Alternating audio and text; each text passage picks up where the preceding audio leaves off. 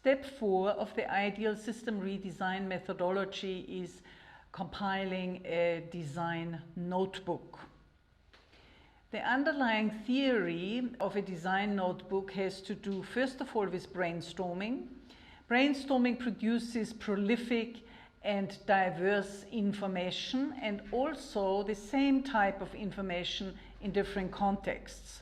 So this requires a categorization and elimination of duplication. And this is done in a design notebook. A more important and systemic point is, especially if one works in a team and with more than one part of a system, like in our organization transformation program, one will produce a lot of information about parts of the system in different contexts of other parts of the system. The reason is that because of co-production, the problem cofactors and also the strategies that one brainstorms to achieve the ideal belong to different parts of the system and also to different stakeholders. So if we are recategorizing or compiling a design notebook, that information needs to be recategorized under the correct slot.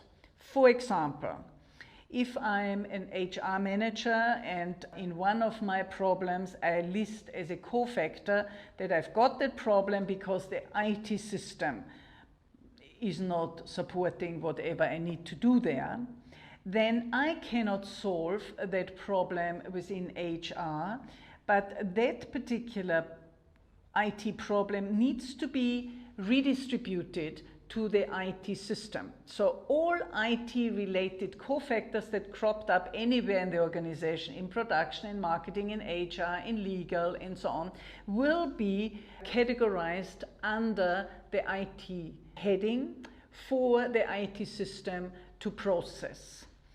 And this requires a redistribution of information to the various parts that can deal with that particular information.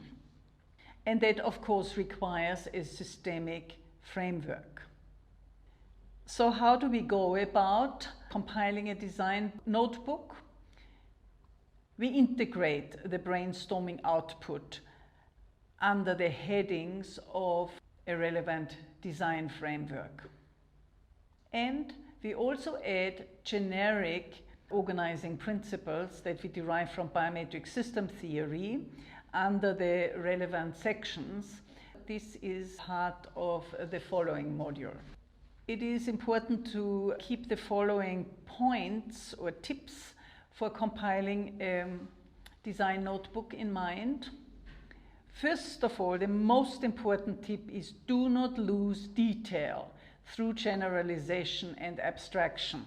It is amazing how people, after they have done very detailed brainstorming, had very good discussions in great detail, write down on a flip chart an overarching sentence which becomes almost meaningless because it captures none of the rich debate that they had. Likewise, when we do these exercises of problem analysis and brainstorming, what happens often that as we group together different related strategies or different related problems, we are inclined to summarize them into one abstract statement and thereby losing all the detail. So for example, if I'm looking at my work situation and I identify a variety of communication problems, that I am not communicating the correct information to my staff in a detailed enough manner, that I'm not communicating with my stakeholders around a specific issue, that my boss is not giving me enough information about a particular project. So those would be detailed communication issues which we may club together under communication, but it would be deadly if we are eliminating all the detail and write that there are communication problems in the system. And very often that is exactly what people do as they compile workshop output or design notebooks. We don't need to do any brainstorming if we make such abstractions and generalizations. So I cannot emphasize enough, do not lose detail. We don't need to save space on a piece of paper by reducing information. Another related point is, do not eliminate brainstorming information on the basis of judgment. The notebook is not yet the place where we judge if this is a useful idea or not. We still put all the ideas that we produced in the brainstorming phase into our notebook phase. We only cluster and categorize and regroup the information. We are not eliminating information because we think it's not important.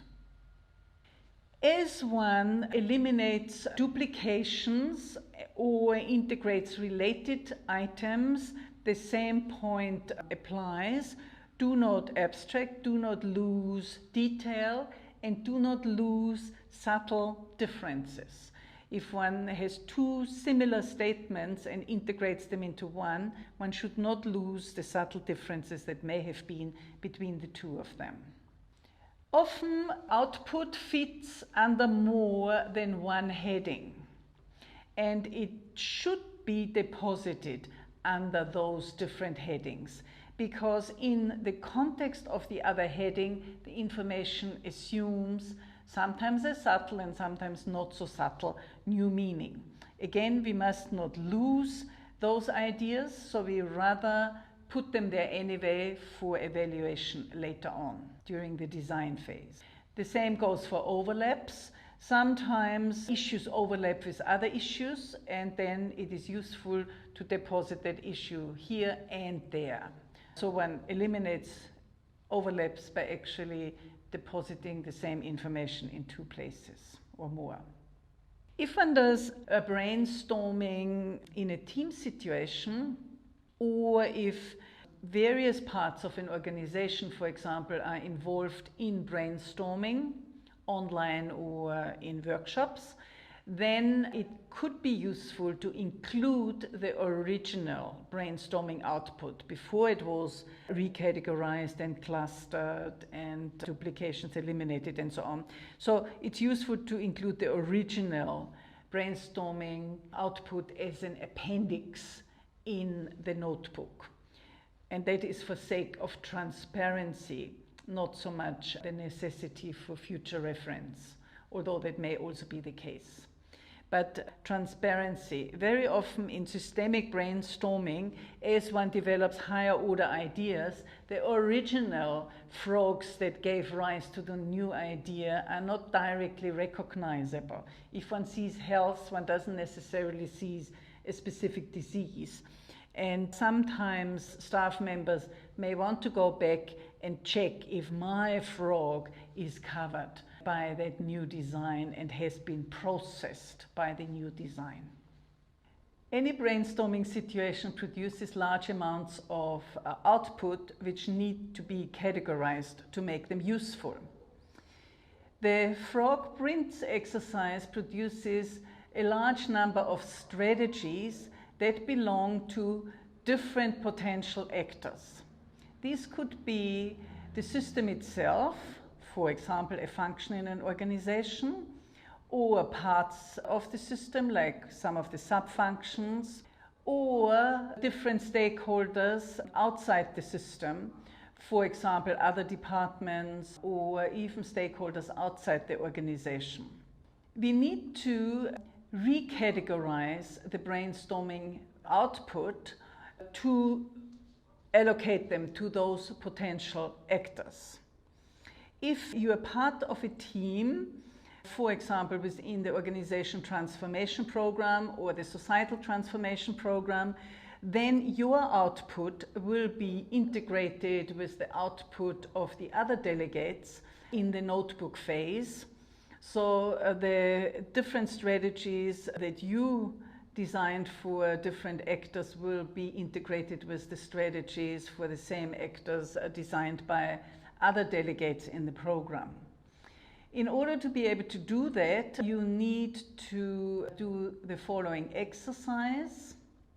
you need to determine who owns each of the strategies you designed. If you are working for yourself, not being part of a team, it is useful to have all the strategies that you are responsible for also grouped together, and to have those strategies that you think others are responsible for grouped together, because you may have to design strategies on how you can persuade the other actors to change their behavior so that your design can be implemented.